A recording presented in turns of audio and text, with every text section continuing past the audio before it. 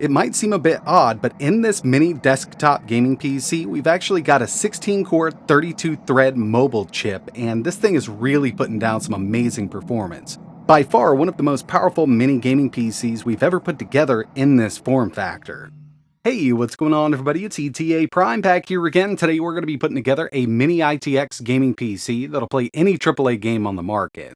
And what makes this build so interesting is we're actually going to be using a 16-core, 32-thread Ryzen 9 7945HX. Now, if you're familiar with these Ryzen chips, you know that this is a mobile chip, but obviously we're building a desktop gaming PC, and in order for all of this to work, we're going to be using Minisforum's brand new BD790i Motherboard.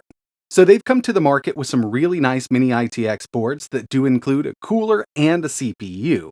With this, we happen to have the 7945HX, and if you're interested in something a little lower end, they do have you covered over there with AMD and Intel. I'll leave links in the description. But this is definitely the one that I wanted to test out because with this, we've got one of the most powerful mobile chips on the market, 16 cores, 32 threads, all based on Zen 4. Now, I do call these all-in-one mini ITX motherboards, but we do need to add our own RAM and storage. Basically, what we've got here is our CPU, nice cooler. It even includes a PCIe X16 5.0 slot, so we can easily add a giant GPU to this build. Nice cooler over here for the M.2 drives. We can add two PCIe 5.0 NVMe SSDs here. And when it comes to RAM, this utilizes SODIMM DDR5. Personally, I like what Minisforum has done here with these mini ITX boards. Kind of takes the hassle out of building something. We do need to add a fan, RAM, and storage to this, and of course, if you want to up that graphics performance, you will need a GPU. It does come with a bracketing system for a 120mm CPU fan. I'm going to be going with a 1TB Kingston Renegade Fury M.2 SSD. We're going to put it right under that big cooler there. And finally, in order to get this motherboard up and running, we do need some RAM. I'm going with 32 gigabytes of Crucial running in dual channel at 5200 megatransfers per second. Now, I've been looking for a really good fan for these new Minisforum motherboards. I've tested out a bunch of different fans, but the one I kind of settled on for this build is the Noctua NFF12. This is actually a heavy-duty cooling fan. It is a bit louder than some of their other units out there. I don't think we're going to need to spin it up as fast, but I wanted to have sufficient cooling just in case we needed it for these 16 cores and 32 threads. Assembly on these boards is really simple. I mean, they've taken the CPU and cooler out of the equation, so basically we just need to add our RAM and storage. Going with 32 gigs here in dual channel. Storage is handled by that 1TB Kingston Fury M.2 SSD, and it is a PCIe 4.0 SSD. And once I've got everything installed, the board looks a little something like this. We're about 57mm high with this fan, and of course you could go with a lower profile fan if you wanted to fit in a smaller form factor case. But for what I'm going with, this is basically the maximum that I can fit. So I've got the motherboard, CPU, RAM, and storage all finished up. And of course, with that 7945HX, it does have an iGPU built in, but it's not the most powerful. It's based on RDNA 2, and we've only got 2 compute units. So in order to make this a real gaming PC, I need to add a GPU. So for this, I'm going with the new ASUS dual GeForce RTX 4070 Super non-TI variant. We've got 12 gigs of GDDR6X VRAM, and this thing should put down some amazing performance in a small form factor.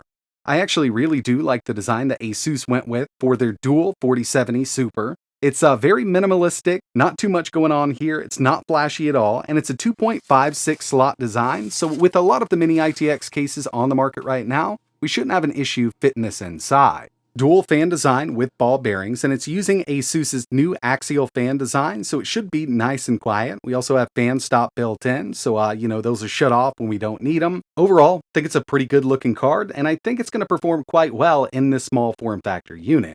And speaking of small form factor, I'll give you a look at the case I chose to use. Now, I did have another one in mind, but unfortunately wouldn't be here for about a week and a half. So what we've got here is the S300. It's actually a pretty inexpensive case, around $89 with a PCIe 4.0 riser, and we're definitely going to need it here for that RTX 4070 Super.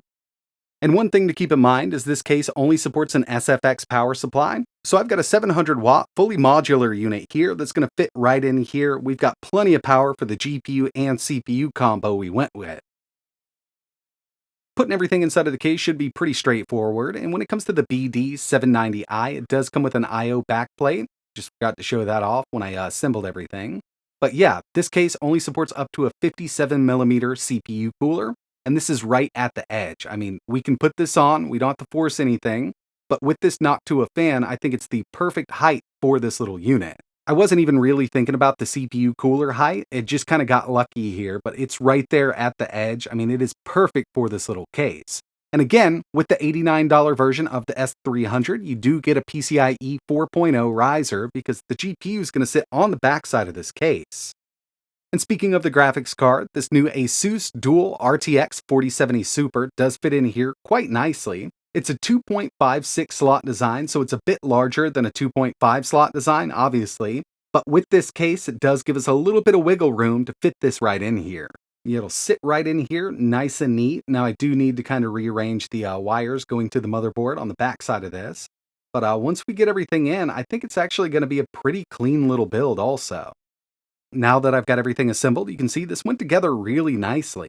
Now one thing I'd like to change here is just some shorter cables for that power supply. I did have to kind of tuck them in the bottom there, but it doesn't get in the way of anything, and even with the side panels off, it does look like a pretty clean little setup.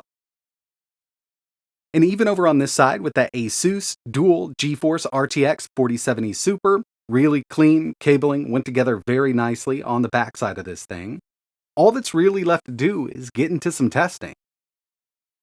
Okay, so here it is. Got everything installed, everything updated. I've been doing some testing so far, and yeah, I mean, this thing really does put down the power. As you can see, we've got that Ryzen 9 7945HX, 16 cores, 32 threads, and again, I do want to mention, this is the mobile variant. This is a chip that comes in high-end laptops, but we're in a desktop now with a much better cooling system than we have in any laptop on the market, so we can really push this thing and get some amazing performance out of it. 32 gigs of DDR5 at 5200 megahertz. And of course, we've got that RTX 4070 Super. This is the non-TI variant with 12 gigs of VRAM. Since this is the first time testing this chip out in a desktop, I figured we'd go ahead and check out the TDP, what Minisforum has this thing running at. So let's go ahead and open up some applications. I've got CPU-Z over here, core temp, just so we can see that total TDP right here, and this is that CPU package power. I'm going to go ahead and stress this CPU out, all 16 cores, 32 threads, and we've got a 100-watt TDP on this thing. So we don't have to utilize the built-in RDNA 2i GPU. I've actually disabled it because we're going to be using that RTX 4070 Super.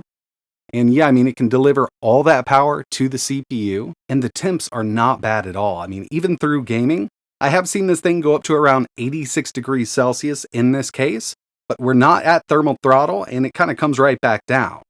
I definitely want to get into some high-end AAA gaming in just a second, but the first thing I wanted to show off were some benchmarks that I ran on this build. And first up, we've got Geekbench 6. And remember, we're running this 7945HX at 100 watts. Single core, 2890. Multi with an outstanding 16584. Even for a desktop chip, this would be super impressive. But, you know, we're working with the mobile variant here. Really impressive to see these kind of scores out of a chip like this. But again, we do have 16 Zen 4 cores here rocking it out. Let's go ahead and move over to some GPU benchmarks, and of course with this RTX 4070 Super, we're going to see some amazing scores here from these synthetics. 3D Mark Firestrike, 39,992. Since we've got an RTX card, I figured we'd go ahead and run a ray tracing benchmark, so we've got 3D Mark Port Royal, 12,493. And finally, Time Spy with an 18,894.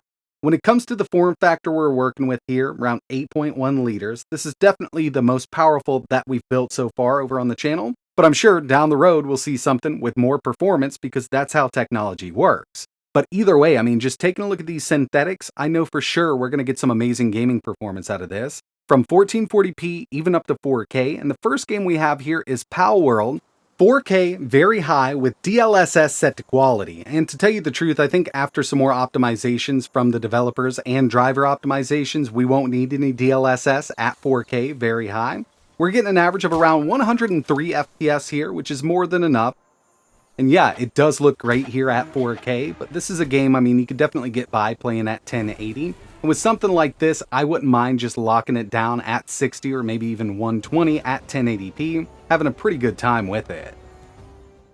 Here's Horizon Zero Dawn, just using that built-in benchmark. 4K, very high, so we're maxed out here, no DLSS, and I actually didn't think we'd see this kind of performance. I figured we need to add a little bit of resolution scale, but we managed to average 97 FPS, and of course, if you need more for some odd reason, you could always add a little bit of DLSS, or even just take it down to 1440p. Forza Horizon 5, I knew we weren't going to have any issues with this at 4K with no DLSS, extreme settings, averaged 105 FPS with it, and it looks absolutely amazing. It's really hard to kind of record a video using even just a game capture device and upload it to YouTube to give you the idea of how good it looks on a good 4K display, but this is absolutely beautiful.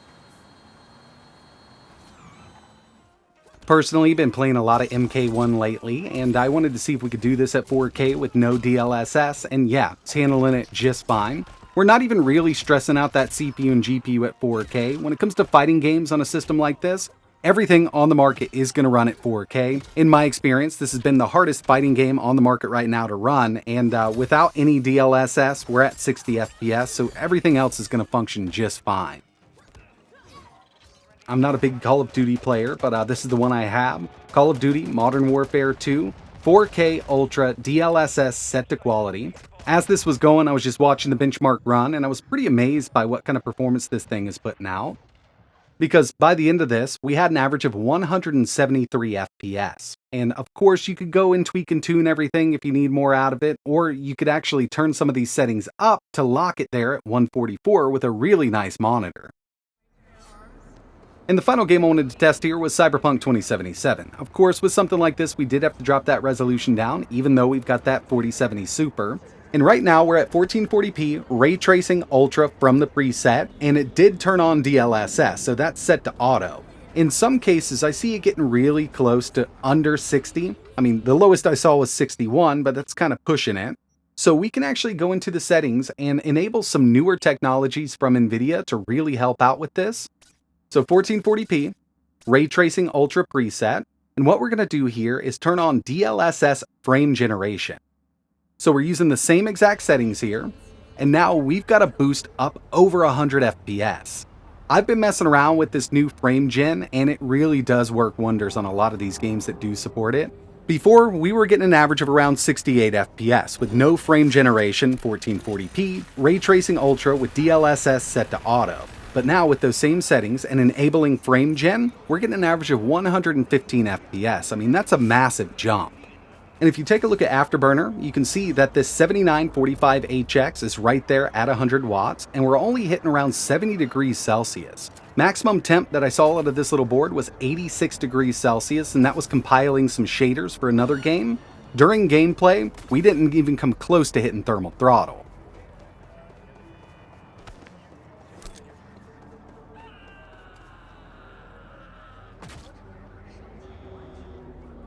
So in the end, I think it went together really nicely. We've got a super small form factor build that'll run anything you throw at it. I'm a huge fan of these new Minisforum Mini ITX boards with that built-in CPU, and the 7945HX is the highest end variant they offer right now. 16 cores, 32 threads is definitely overkill for something like this, but pairing it up with that ASUS dual RTX 4070 Super really opened this whole thing up. Now, if you're interested in learning a little more about any of the parts that I used in this build, or if you want to put something together similar to this, I'll leave links down below. And if there's anything else you want to see running on this rig, let me know in the comments. But that's going to wrap it up for this video.